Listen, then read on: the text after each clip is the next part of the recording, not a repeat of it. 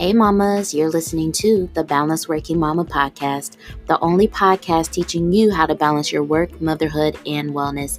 I am Dr. Amber Thornton, clinical psychologist and mama wellness consultant. Each week we dive into tips and strategies and much more so that you too can become a balanced working mama. Let's dive in.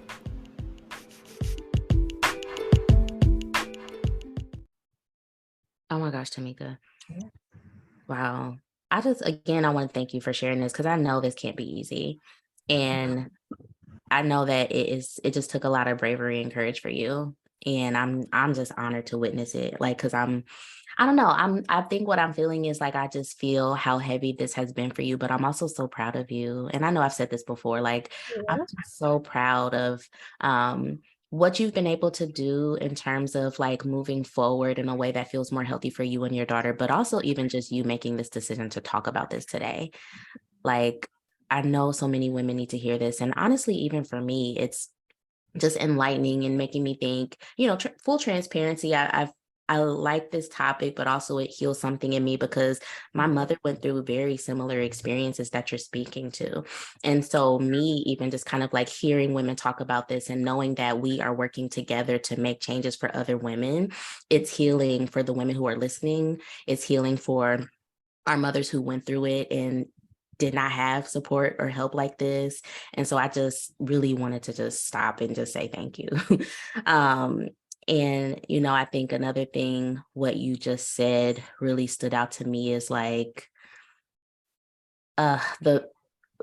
you initially thought that you had to work on being a better parent and how much work it took for probably your therapist and you to come around to this idea that no, you don't need to be better. You just need more support. And this is what's happening to you, not what you need to be doing differently or better. And I just think that there are so many women and mothers who are stuck in that place where they think they have to buy the book about parenting because they need to be a better parent. They think if I just, maybe I do need to go to marital therapy because I just need to work on being a better wife. Or, if I could just get my time management together. So let me buy this planner so I could finally just make more time for them. When really, instead, the issue is that there is something that I am needing and I have been deprived for years. Right. Yeah, that time management piece, that really was big for me. It is, to me now, I think that is so insane that I thought my issue was that I needed to plan my time better, especially considering I've always been really good at time management. There's no way. There's no way I should have thought that. But I did because I just wanted to be a better wife and mother. And that's what we all want. And that's the thing, I tell moms all the time, whenever I'm pushing for make time for yourself, take a minute for yourself. And people think what they hear from me is oh, well, who's going to take care of the kid? Oh, you want me to neglect my child? And what I want y'all to get is if you have been stuck in a default parent role, that means ain't no more time management you need. You got it. Ain't no more productivity you need. You are productive. You know how to do time management. You got all the skills. You could probably run a whole organization. Right. Because that's literally what motherhood requires of you, especially when you're doing it alone. And so, no, you don't need more productivity. You don't need more time management. You don't need more skills to be a better wife or a better mom. You need help. You need more help. You need more support. You need more time to really focus on you and really care for you. Because then when you do that, it then leads to other things that kind of enlighten you and help you realize hey, this needs to change. This needs to change. And it sounds like even for you, it kind of took you down this road that you didn't even anticipate, but now it's better. Right. Exactly that. It took me down a road that I never thought I would be going down. I never thought that I would be learning to put myself first, because that was most important. And that is one of the most important things I learned in therapy. I have to put myself first. And your Instagram commenters, especially the husbands, they are so upset about that. They think that is the worst thing ever, that wives should not be putting themselves first, but they should. Absolutely. The husbands put themselves first. Yeah, everyone should. I know mine did. Yep, everyone should. Yeah, and to be upset that your wife wants the same freedom to be herself, I feel like I lost myself. Yeah. And I had to find myself again. And I have, and I'm Mhm. better and I'm stronger. Mhm. But I wish it hadn't happened that way. Right.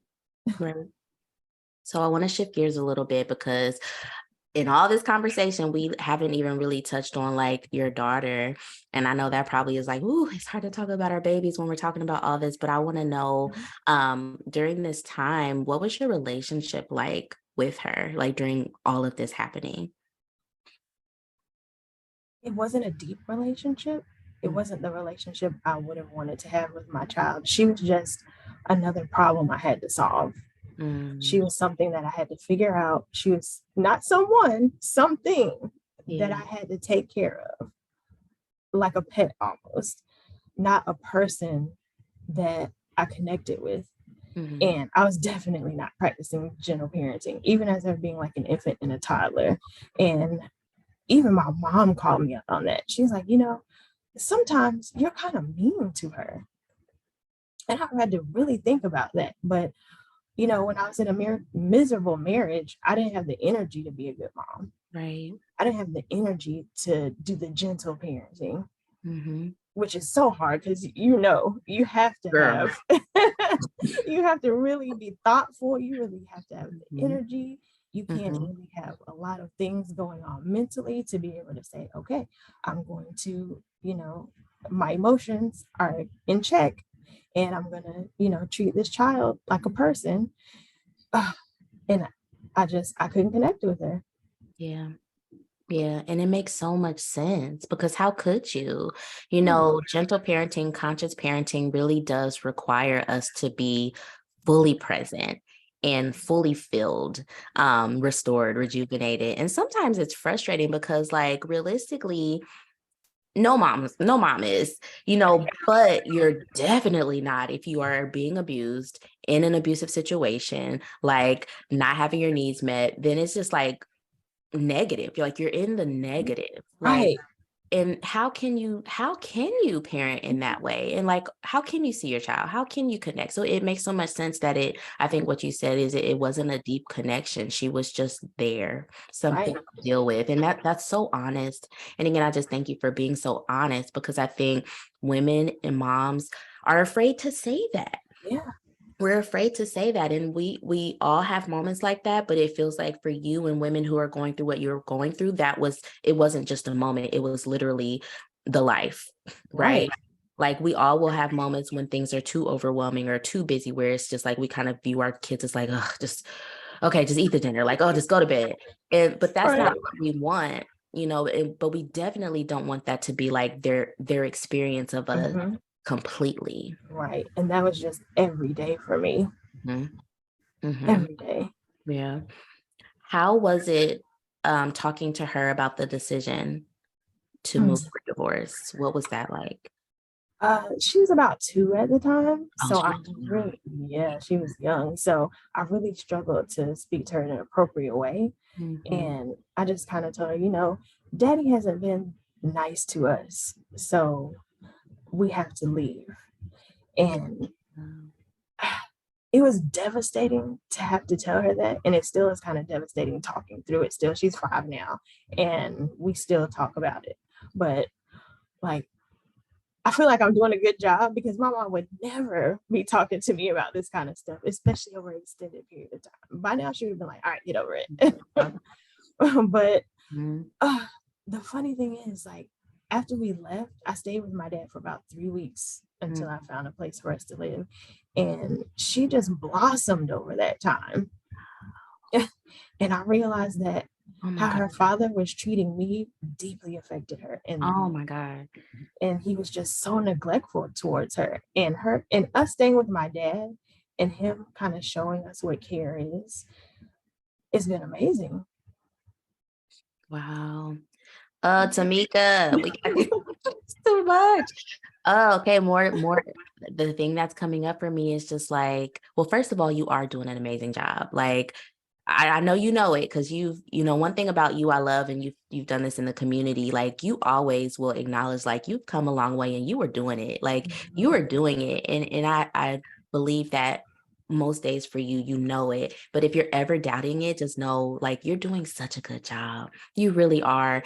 And you're right. You being able to have that conversation with her at 2, which, many of us assume like, oh, they're 2, they don't even know what's going on. They absolutely know what's going on. Yes. They know. Little kids are so perceptive. They know exactly what's going on. And it's because they're deeply connected to us, even if we are not connected to them. Yes. Like, because you just said it wasn't a deep connection, but she was fully deeply connected with you, and she knew exactly what you were going through at 2, even if she didn't have the words. She did. She absolutely knew that I was unhappy. Mm-hmm. And that truly affected her. Mm-hmm. Mm-hmm. Just because she, I was her everything, essentially. Mm-hmm. Absolutely. And so one thing that I feel that happens to moms, especially moms who likely do need to move towards separation or divorce, is that they assume that the separation or the divorce will be the thing that will break the child. Yes. And they're not realizing that all the while the child is being broken gradually. It's just because they can't see what's happening outside. Like, you're in the bubble too. It's like you think, well, they're doing okay. When you don't realize, like, if they were instead put in a different situation, or let me scratch that. If you were put in a different situation where you were happier, you were healthier, you were thriving, your kid's going to blossom. And because you are not happy, you are not healthy, you are not thriving, you are being crushed and diminished every day, your kid can only reach the potential that you are. And I think that's the missing link. Like you just said, once y'all got out of that situation, she blossomed. And you probably didn't even realize that she could blossom like that. No. You probably thought she was doing fine. Yeah, I thought she was just a quiet kid. Yep. And no, she was not. She was just unhappy. Yeah. In that situation, and probably even afraid. Yeah. As a 2-year-old to even make noise. Because again, I'm unhappy. I'm not treating her well. Her dad is neglecting her. So it just makes sense for her to just be quiet. Mm-hmm. But now, not at all. Can't stop her now. And that is so real. She probably was afraid. She probably was confused. And she probably was taking cues from you. You know what I'm saying? Like, well, we have to be quiet here. We can't disturb daddy. Yeah, we can't disturb daddy. We got to walk on eggshells. You know what I mean? Right. Exactly. And she saw that, and she also experienced that. Yeah. And before leaving, I felt terrible that I was doing this to my child. That, I grew up with both of my parents. So divorcing her dad, especially so soon after we got married, so soon after having, she was 2 and kind of a new 2 as well, that I was doing this terrible thing to her by taking her away from her dad and raising her in a single parent home. And I learned that that is not the case at all. No. Having one strong, healthy, loving parent is way better than having 2 broken ones. Yes. Ooh, and that right there, having one healthy, strong, present parent is way better than having 2 broken ones. And the other thing I want to hit that point is that a lot of people assume, well, there was only just one broken parent. Right. No, there were 2. He was broken, but you were too, because you were being broken by him. And so one strong, healthy parent is so much better than 2 broken ones. That right there, I think, was so key. Wow. So tell me a little bit more about what were the thoughts and opinions of other people around you once you made this decision?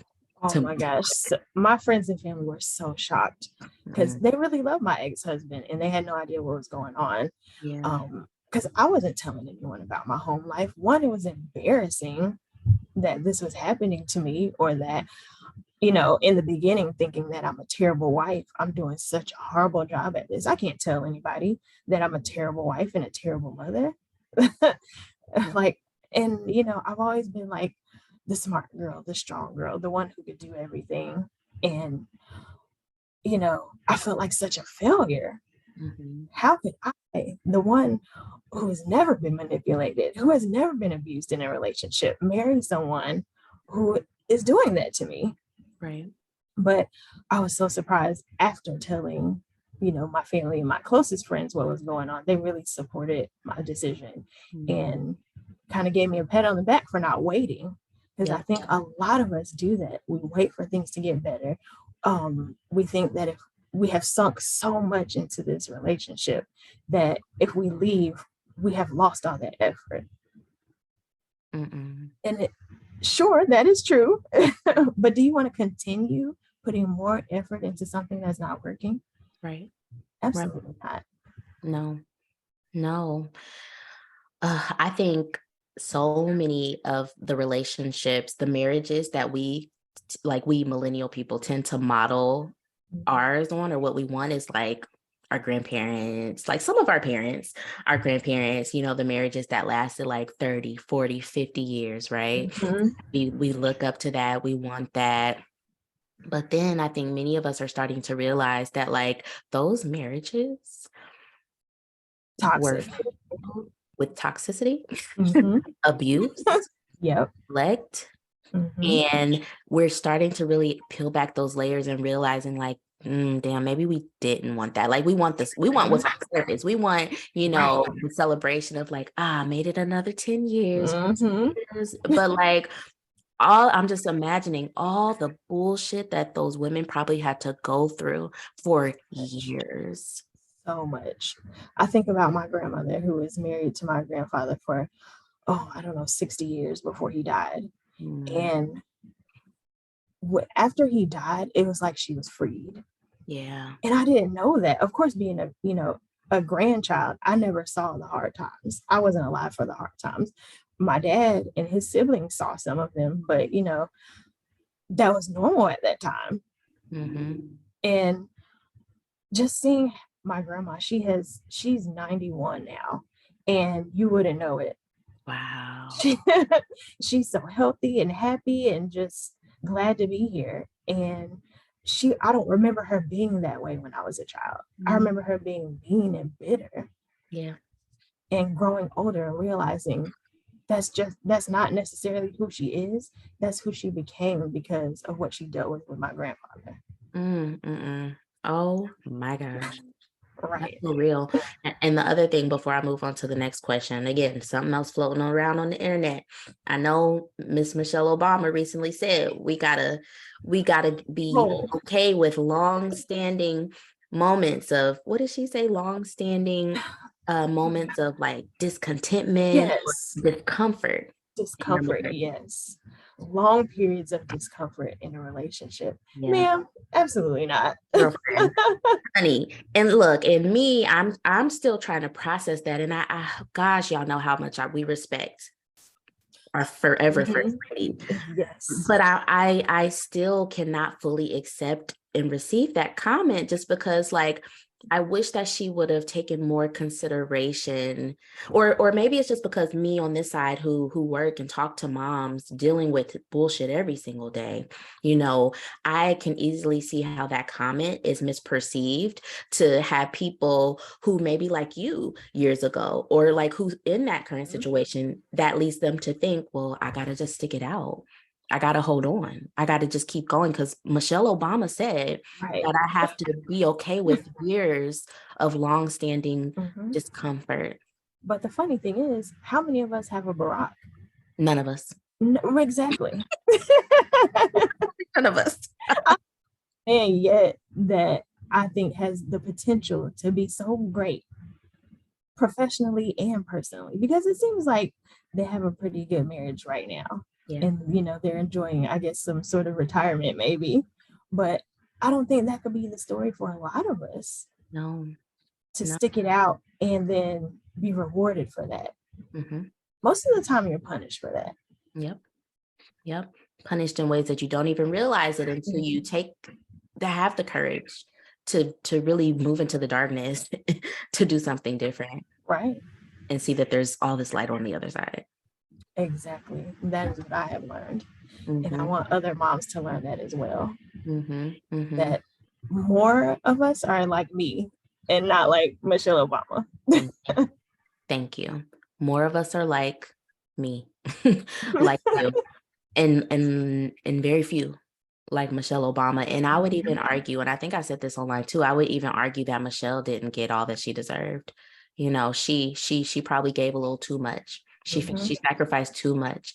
And, you know, I don't know their marriage, and it may just take more time for her to come to that, or hopefully she'll speak to that later. But I think, you know, there probably is so much more that she probably needed and deserved. Right. We need a third book.